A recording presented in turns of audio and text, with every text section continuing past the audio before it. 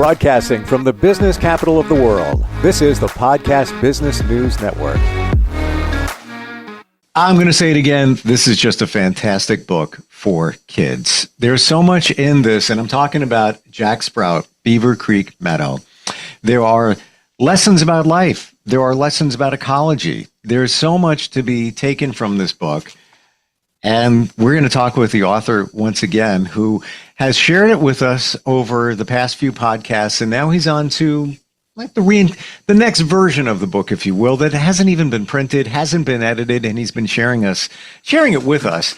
Jack Shoop is back on the program. He is our professional of the year. Welcome back, Jack. How you doing? Hey, Steve. Good to be with you again. I want to share what you just said before we jumped on here. And I mentioned the book, how this is the way it used to be in terms of books and what kids learn from books. And you said you want it to be as if it's a grandparent, an elder, sharing this information with a younger generation. And I believe that is exactly what this is. Beautifully said, where it's stuff that kids don't hear anymore because in our busy lives, we don't have the time, and what do? Hand them a device, let them figure it out for themselves. But there's so much that's being missed by us not having that kind of connection with our kids. And certainly books like this give that connection. I've learned about so much, even just hearing, you read from the book and the other one. Was that the way you positioned it? You wanted to be that older person. Yeah. Well, excuse me, I didn't mean to interrupt, but if you look at the back of that book, on the last page, the back cover. Yep. You see where it says about halfway through that. What part? Thank you for. At the bottom, on the back of the back cover on the bottom.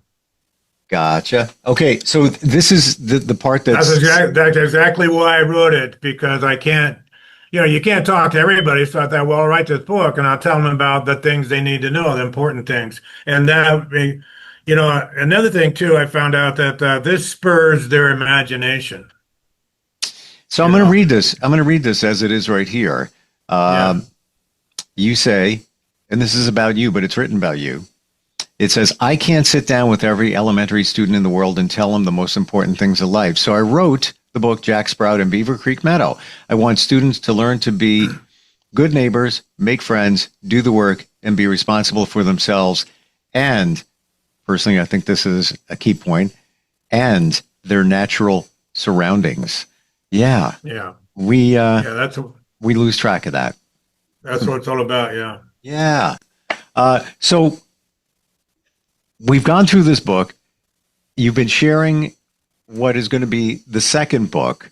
That's taken us to the ocean. I think that took us to the desert at one point. Am I right in remembering that? Well, we went to the center of the universe. How you like that? Okay. We went out on the ocean and we found this piece of land, and it turns out that it's the center of the universe. And then their tour guide, Lark, was a great blue heron. He's showing them all around the center of the universe.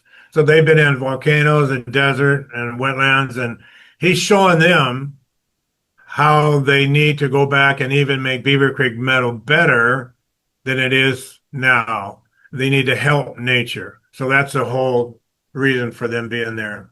Gotcha. So where do we pick up? I want to say the next chapter, but this is so fresh that it hasn't even been divided into chapters. Yeah, it's no chapters yet. I don't know. That's a good question, because I think there's going to be a lot of chapters because there's a lot of information in here. But I'm going to start off where the gray blue heron, their guide, has been showing them the desert and the wetlands and the prairie where they grow food and how they grow food, and how they've created a catchment system for water, so they'll never run out of water, and they can transport water all over the center. And now, so he's been telling them that, and now he's ready to talk about fun. They said, you got to have fun, you're not having fun. So this is where we're going to take off. We're going to start from there, okay? Love it. And by the way, I just want to share with you my appreciation for nature. I will look on Facebook feeds, and I just saw one before. Somebody took a picture of a hummingbird close up in their backyard just with their phone. I'm looking at that. They must live maybe 5 miles away from me. I'm looking at it like, oh, wow, those hummingbirds are around us. Wow, look at that. You would never know. Or, people just take pictures of wildlife and things like that. It's wonderful. We don't take the time to look at it. It's a whole other aspect. Yeah. And you know what? We are nature. I think there's a disconnect. We are nature. Yeah. We came from nature. We're animals. Yeah. Hello. All right. Let's dig in, if we will. Yeah, nature. I don't think nature needs humans, but we need nature. So there you go. For sure. So anyway, Lark had just told him they'd just been going all through the prairie and the wetlands and looking at how they grow food. And Lark goes, "So what do you do for fun in Beaver Creek Meadow?" asked Lark. "Fun? We have fun living, working, being with our neighbors," said Captain Barry. "We don't just have fun for the sake of having fun. To us, working with nature is fun. Building a clean, green, and growing community is fun. I don't think we have time for fun. That sounds like wasting time. Wouldn't nature be mad at us for not being good workers?" "Nah," laughed Lark. "Nature has a sense of humor. Have you ever been through a solar eclipse? That's a practical joke if I've ever seen one. Everything goes dark in the middle of the day. You think the planet is coming to an end, and then poof, it's back again. How about the cicadas coming out just every 17 years? That's pretty silly. I never can figure out why it snows in the spring, but nature thinks it's funny. When I'm ice skating on a frozen pond, there's always a big cracking sound. Nature wants you to think the ice is breaking up and you'll be swallowed up, never to be heard from again. That's scary to us, but it's funny to nature. No, I think nature wants you to have fun and still do your work. Let's see if we can think of something fun to do with nature," suggested Lark. "I'll tell you one thing. Riding a riptide current tied to a vine rope is not fun," I stated. "That wasn't meant to be fun. That ride was intended to scare you, safely scare you. Was it the bumpy ride, pull on your tummy, or the never to be heard from again part that you didn't like?" asked the nature guide. "Let's just say I have a weak stomach. I'm not a big fan of fast rides. That's Captain Barry's way to have fun. He rides boats, waterfalls, waves, anything that moves. I like to see amazing things and then think about them. That's fun for me," I told Lark. "Okay," said Lark, "we'll do something fun things for you, Captain Barry, and maybe see some amazing, great things for Jack Sprout along the way." "Great, let's go," we said. "Do we need to bring anything with us?" "Just your courage," said Lark. "Since we're here in the valley, let's look up on a cliff to find a waterfall. Waterfalls come and go depending on how much it's been raining in the mountains. The older creek beds are safer because the loose rocks have already been washed down. You sure don't want a rock fall on your head while you're under a waterfall. We should find one if we go up further, back up in the alley." "There's one," shouted Lark. "Go to it, Captain Barry. Climb up the side over there and walk back up the creek. Jump in and float until you go over the falls. Looks like fun, but it's not good for my feathers, and we know weak tummy here is not going. So go have some natural fun." "This is perfect," said Captain Barry. "I'll be back down in a minute or two." We watched the big brown bear use all his 4 feet to climb up the rocks and disappear back in the creek bed.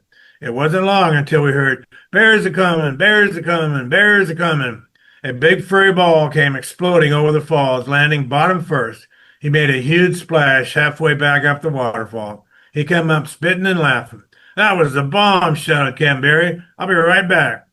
He scrambled back up the mountainside and back up the creek bed for 3 more runs down the waterfall.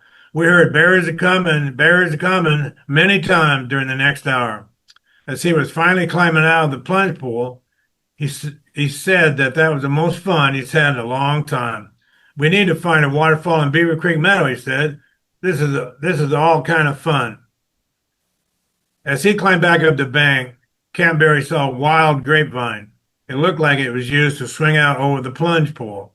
"Don't do that," exclaimed Lark. "That's fun, but you'll never hold a big ball of fur like you." "I'm not that big," said the big ball of fur. Captain Barry grabbed the vine, ran down the hill, and jumped, holding on to the vine, yelling, "Bears are coming!" He thought he'd swing out and bomb the middle of the pool. What really happened, though, of course, was that the vine snapped and Captain Barry fell smashing bottom first into the rocks below. We ran down and helped the poor guy back up the bank. You rest here for a while, said Lark. I'll take Jack up the slope and see if we can find something amazing for him to think about. We'll be back for you later. I told you not to jump on that grapevine. The west end of the valley opens up close to the sea. Sometimes large seabirds build their nest high up on the ridge. The updrafts help get them up there where it's safe. The updrafts also make it easy to haul up the big stick they need to build their nest. Keep your eyes peeled near the edge of the cliff. Not too much farther up the ridge, we saw it, a huge nest with big sticks. There's one, said Lark. I wonder who lives there. We waited for almost a half an hour when a large bird flew into the nest. There you go, said Lark, an osprey nest. Lucky find today. Well, I've never seen one of those, I said. I wonder, oh, you love to wonder, don't you, Jack Sprout? Never met anyone who likes to think about stuff like you do. I have to learn, I said. How do they get all that wood up there? How many babies will they have? Are they safe way up there? You stay here for a while and figure all that stuff out, said Lark. I'm going to rest in the wheat for a while. You two are wearing me out. I stayed there watching the nest for a long time. Not much happened, but another osprey brought up a piece of wood in its talons. It must have taken them months to build that nest. One always stayed on the nest while the other flew away. Maybe they were sitting on some eggs. Anyway, they were living their lives in peace and quiet as far as I could see. Up on the ridge behind the nest, I saw some movement. Looking closer, I saw an animal that looked like our own goat, High Mountain Harry, but with different horns. I'll have to ask Lark later what it was. What was it doing up there, I wondered? Seems like there's life everywhere you look in nature. Everywhere from the sea to the desert and the lava tube and high up on the cliff, there's life. Nature has more questions than I'll ever have the answers. I think I'll just enjoy the journey and keep my eyes open. Lark came back and thought we should go get Captain Barry. It's getting late, but I have another adventure for Captain Barry. A sight to show you that you'll never forget, said Lark. After we get your bear friend, we'll continue on down this ridge. It'll lead us past the valley through the grassland and into the desert. Captain Barry will love his grassland experience, and wait till you see the desert. It's been raining there, and you won't believe your eyes. We headed down the ridge and met the bruised Captain Barry, where he had his vine-breaking mishap. Are you ready for another adventure? Asked the Lark. This one you won't have to jump, just ride. I think I can handle that, said Captain Barry. Just as long as it's fast and a bit scary, I'm ready. What did you just see, Jack Sprout? Oh, I saw two osprey in their nest high up on the ridge. They were building their family up there. I also saw a big animal with huge curly horns, something like our goat friend, High Mountain Harry. That was a big horned ram, said Lark. Pretty rare to see those creatures. They always stay high on the ridge. Get ready, Captain. We're almost to your spot. We stopped where the grasslands began to the ridge. There was a long grassy hill that ran all the way down to the edge of the desert. Here we are, said Lark. You see that matted grass over there? That's the slide area. We'll get you some banana leaves to sit on and give you a push. You're in for a wild, fast ride to the desert. Think you can handle that? I can't wait, shouted Captain Barry. Let's do it. We picked some nearby banana leaves, and Captain Barry took his seat. Lark and I gave the big old bear a push, and down the grassy hill he went. Bear is coming, shouted the happy bear. We watched as he flew down the hill. He hit a few bumps that sent him airborne, but he held on and didn't fall off once. He came to a sliding sideways stop just before reaching the desert and all those cacti. He stood up on his hind legs and waved to show us that he had made it safe and sound. Well, that was fun for Captain Barry. Now let's go get you some fun, Jack Sprout, said Lark. We'll walk down this trail until we get to where your friend slid to a stop. Then I'll put a scarf around your eyes because I want you to be a surprise. When we got to Captain Barry, he said hello. Hey, what's going on down there? I asked the captain. I'm not sure what happened, he said, but you're going to love it. Take this scarf off my head, I shouted. I want to see. Lark took off my blindfold, and I was truly amazed. Looking out over the desert, I saw a beautiful landscape full of flowers of all colors. Down in the gullies, up on the sand dunes, and on the mountainsides, everywhere. There were so many different, brilliant, beautiful flowers, small shrubs, and even a fern or two. The desert was a sea of color. bright, fresh, and sweet-smelling color. What's going on here, I asked. It's called a desert bloom, answered Lark. It only happens once a year, maybe, and it only lasts a week. It's been raining here for a few days, and of course, it barely rains in the desert. The seeds have been underground a long time, have sprouted and grew into their beautiful self. I knew you'd love it. Oh, I love it, all right. I'm going to sit down and take it all in. You two might as well get comfortable, too. We watched for a while, and I was deep in thought as how this all happened. I was going over the possibilities and what amazing things nature can do. We might as well take off for home, said Captain Barry. I can tell that Jack Sprout is going to be here a long time. Yeah, you two run along, I said. I might be here all night. I'll probably never ever see this again. The moon will be bright tonight, said Lark, so you may be here all night. I'll meet you two tomorrow mid-morning near a rocky cliff 2 miles up the beach from your cabin cruiser. We'll climb up on the cliff, and I'll show you another amazing sight. I'll find another ride for a seal-thicker bear here, too. Good night, Jack Sprout. It gets cold when the sun goes down here in the desert, so start a fire and find something to wrap around you. Good night, I'll be all right, I said. Lark took off, and Captain Barry helped me find some firewood, as a good friend would, before he left. Then it's just me, the desert bloom, and the moon. I got a good fire going and wrapped some hanging moss around my shoulders for warmth. I was comfy. I was among the regular desert creatures celebrating the desert. I was curious how the seeds that had bloomed from the rains had been in such good condition. I'd always kept my seeds covered in a cool place on my farm. These seeds were just laying out in the desert. Any little rodent could have eaten them, but they weren't touched. Now the desert had plant life. Thousands of bugs were coming, swarming all around. It was a good time for the wildlife. Of course, that brought in the bats and the owls, but it was a fun night. The moon was nearly full and the desert bloom was lit up. I imagine all the creatures were celebrating the bloom, just as I was. Some plants had little bells hanging and some had soft petals. Everything had just popped straight out of the desert floor after the rains. I'd never seen such a strong and brightly colored plants. I don't think I can copy this type of growing on my farm. Old dried buried seeds, downpour rain, then gray copse doesn't seem right somehow. But that's nature for you. I went out and grabbed handfuls of soil to inspect its quality and texture. This soil was not good for growing. It was good for holding on to roots to help them stand up, but these plants didn't get any nutrition from the soil. The life in the seed combined with the rain is what the flowers are living on. I knew that seeds were the most important part of farming, and now I was even more convinced. When I get back to my farm, I'll tell everyone about the importance of having a strong seed supply. We'll make sure no one messes with them, and we'll start a heritage line of seeds. We'll keep them in the tunnels of Harry's Mountain. If they keep dry in the desert, they'll stay good dry in the mountain tunnels. I'll just take a few holes in the cave to keep the breezes from flowing to keep the seeds dry. It was almost midnight and my head was crammed full of ideas. I decided to lean back and watch the beautiful desert bloom shine in the bright moonlight. I couldn't have had a better show to watch in all the planet. When I fell asleep, I bet I had a wide smile on my face. I woke up the next morning and was stiff from sleeping on the ground, but I had a lifetime of memory sleeping next to the desert bloom. I cleaned up camp, put out the fire, and raced to the cliff up the beach from our boat. When I got there, Captain Barry and Lark were talking. Hello, Jack Sprout, they said. How was your night in the desert? The moonlight danced on flower petals all night, I said. You're a dreamer, they said. I got some wonderful treat for you guys today, said the nature guide. You have no idea what's going to happen. You're first up, Captain Barry. I have two fun things for you. How about surfing with the dolphins, then a foot race against some elks? Whoa. Now you're talking, said Captain Barry. That sounds like fun.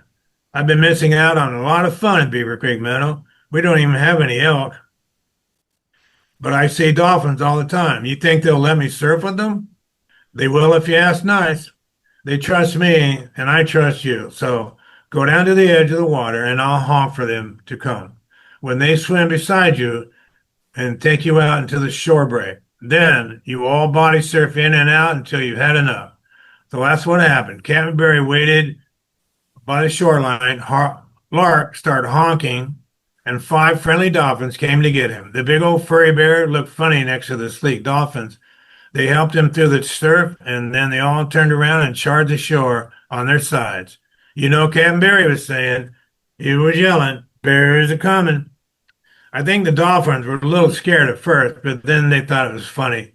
They began squeaking loudly themselves. It was a loud, noisy body surf lesson and great fun for Lark and me to watch. Eventually, Captain Barry got tired. Of course, the dolphins did. It's what they do all day, every day. They brought him back to shore and used their flippers to wave goodbye. "Lark, you sure know how to have a good time," said Captain Barry. "I'm a happy tired. What's next? Where are those racing elks?" "Hold on for a minute. I have a big, and I mean big, surprise for our thinking guy here.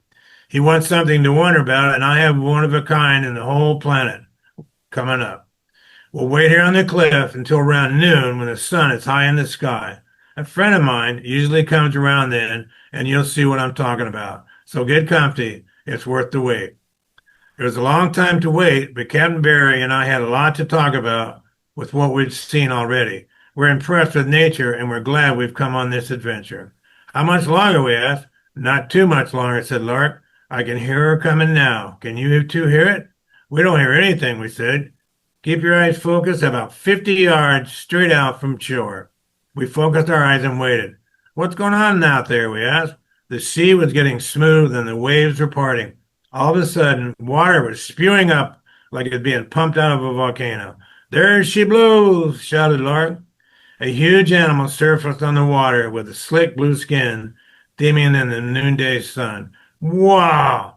That's larger than life!" we shouted. "Is that real?" "How can it be?" "It's real," said Lark. "It's a blue whale, the largest animal on the planet.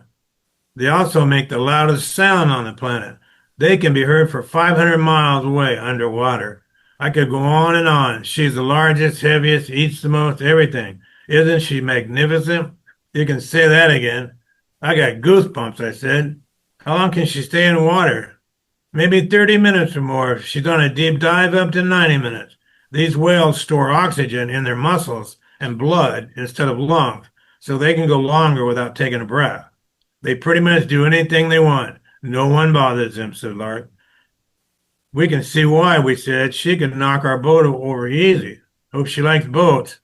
"Don't worry," said Lark. "She has her own radar using vibrations and knows where all the boats are at any time. She won't dump you over if you don't try to hurt her." "Oh, don't worry about that," we said. We sat and watched as the giant blue whale blew water out of her 2 blowholes, which are like nostrils to us. She had dived down and come back up like she was playing or something. We couldn't believe it. It's like being in the presence of a great force. We were watching the largest animal on the planet. Wow. She frolicked just offshore for an hour or two. Then she spewed once more before she dove down and disappeared in the big blue sea. We all laid back and thought what had just happened. I'll never see that again." "Thank you, Lark," we said. "You sure have a great life here in the center of the universe. We amaze ourselves sometimes. There's a lot to observe and a lot to protect. The whales are doing fine now, but it wasn't always the case. When we find an injustice, we take action. Are you rested enough for a run with the elk?" said Captain Barry. "How about a nice sprint before our evening meal?" "Sure," said the bear. "I'll have to warm up first. You'd be surprised how quick these legs can go." "I've seen big bears run," said Lark. "You're faster than you look." The elk herd was over in the meadow grass next to the marsh. We quietly approached them and let Lark do the talking. The elk were talking to Lark when they turned to look at us. They bobbed their heads up and down, and they were snorting. "So you want to have a fun little race, Mr. Bear?" shouted the head bull elk. "Sure. We're out having fun today, and our guide here suggested it," answered Captain Barry. "I'm ready if you are." "Okay. We'll go about 150 yards down to the edge of the marsh. We'll turn to head back up here to the finish line. Lark can be the judge. We'll start when my second in command over there starts bugling." We looked over, and a slightly younger bull elk was nodding his head in agreement. Captain Barry and the head bull elk walked over near the marsh and got in position at the starting line. The second in command bull elk began bugling, and the racers took off. Captain Barry looked like he was shot out of a volcano as he was way out in front and moving smoothly. He was ahead at the halfway marker and looked to be the winner, no doubt. But the long legs of the old elk were starting to gain momentum and chewing up ground fast. His tongue was hanging out, and he was showing his best for his herd. Then about 10 yards from the finish line, his long legs gave him the lead. He lowered his antlers and won by an elk's neck. It was a thrilling race, and we all congratulated both racers. Hey, Jack, we're just about out of time. Okay. You and me, I just won't stop. Well, yeah, we don't even know where to stop because, again, it's not. You're right. Yeah, it's not in chapters. You're reading just page by page. Right. I got to the race, though. That was good. Is this done yet, or are there pages? Is it ready? We've got 4 more days, and I've got like 20 more pages, and I've been reading about 5 pages a day, so I think it should work out so we'll be done on the last day. But the book itself, is it fully completed or still work in progress? Like I said, I haven't had it edited. I haven't had anybody else look at it. I haven't decided what. It's 30,000 words, just like the Beaver Creek Meadow book. But I don't know. I haven't. I'm at the point now where I'm not going to. If I can't sell them, I'm not going to put any money in it to make a book out of it. Gotcha. But I have the manuscript. So if I ever do need to be a book, it won't take long to whip it into a book, whether I do it or not. It might, there's some stuff to maybe cut out or add, and whatever. Totally gotcha. Yeah, I was just curious if it was officially finished, and 30,000 is a lot. 30,000 words. When you think about this book, the thickness of this book, that's 32. That's 32,000. And there's pictures, but mostly text because there's a story and there's lessons within the text. Yeah. And an easy read for parents and also for kids. You're right. It's an easy read. I wrote, I don't know about you, but when I do something, I do it all at once. So this guy suggested I do an adventure story. I said, okay, I'll write an adventure story. And when I sat down, it was like, boom, boom, boom, boom, boom, boom. It just got it done within a month. Took me a month. Honestly, and I really mean this, I have much respect for you and what you do and how you write. You write in such a grabbing style, but at the same time, it's compelling and you get a vivid picture of the characters, where they are, where they're going. Great stuff. To learn more, Thank you. I want to share the website. It's very simple, jacksprout.com. And certainly you can find the book on Amazon if you want to do a search there. But if somebody wants to reach out to you, Jack, they can find contact info on the website. Well, not really. They can. They can write me a letter on the website, but just Jack at jacksprout.com. Gotcha. That's the easiest way. And like to make a deal with somebody. We'll see what happens. Yeah, I appreciate it. Great stuff. Again, for kids, if you're a parent, librarian, educator, school starting up again, this is great stuff. And it's also not only the lessons learned about life, but it's also ecology and the synergy between all the characters. Appreciate it, Jack. Looking forward next time we get together. Me too. Thank you.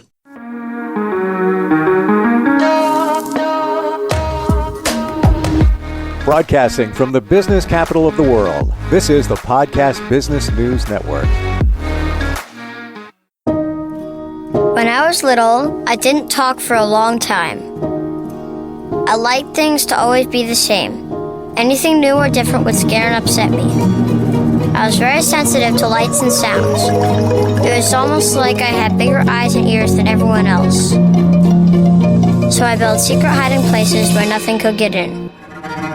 I didn't like looking people in the eye. It made me feel uncomfortable. I'd throw big tantrums over little things like when my socks didn't match. Sometimes I'd do the same things over and over. Until one day, I found out I had autism. My family got me help. Slowly, I learned how to live with it better. You can see signs of autism in children as young as 18 months. Early intervention can make a lifetime of difference. Learn the signs at autismspeaks.org/signs. Brought to you by Autism Speaks and the Ad Council.